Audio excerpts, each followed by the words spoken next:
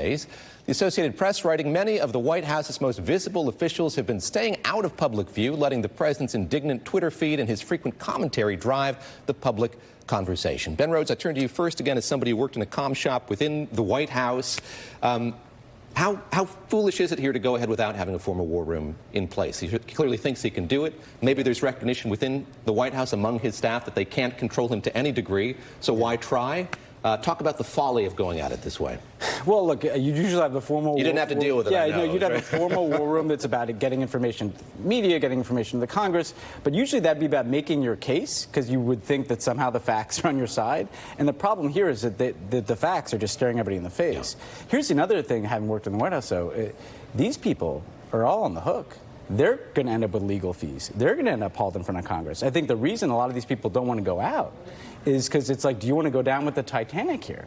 And one of the interesting dynamics to watch, you already see people breaking from the direction from Trump to not testify, including this EU ambassador next week.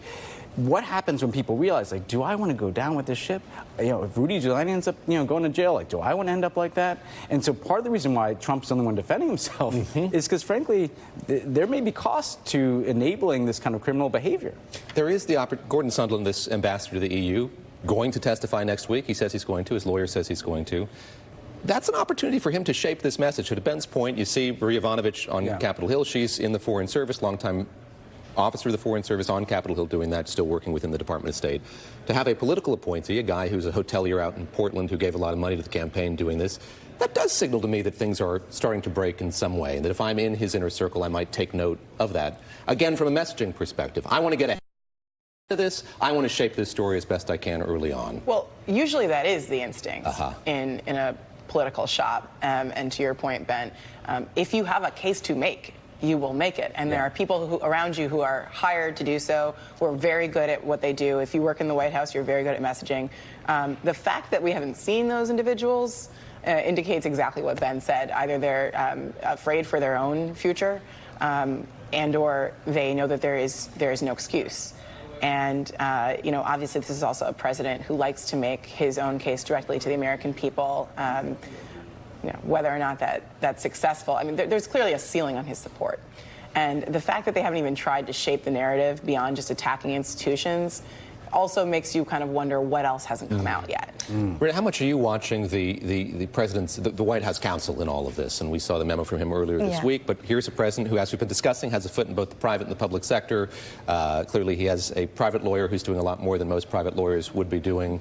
How much does that White House counsel matter to you, what he says or what he writes or what he does? Not in the era of Trump. The White House counsel does not matter, because what we've seen is this president thinks that White House counsel belongs to him.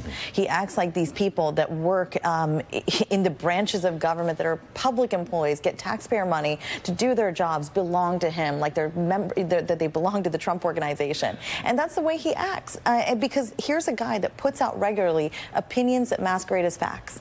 That's the hardest thing to ever come up against. I see Governor Weld, I see Governor Sanford, I see former Congressman Joe Walsh. How are they going to do this? How do they make the case that this guy isn't right, vote for us in the primary? It gets very hard to do when on the regular, President Trump just looks at what's happening on the cables primarily and sees, wow, people are feeling this way or that way. So it's a patch and go strategy. And let's not forget the White House comm shop. These aren't the best in These are people who are just happy to be there and banking on the fact that they'll get high-paying jobs later. They're not the best and brightest like the Obama administration. Last of you, well, just real quick, when's the last time there was a White House press briefing? It's been hundreds of days. So normally, where we'd be is every day, a White House press secretary would have to stand up in front of a room of reporters and answer all these questions. We get used to these norms just being changed.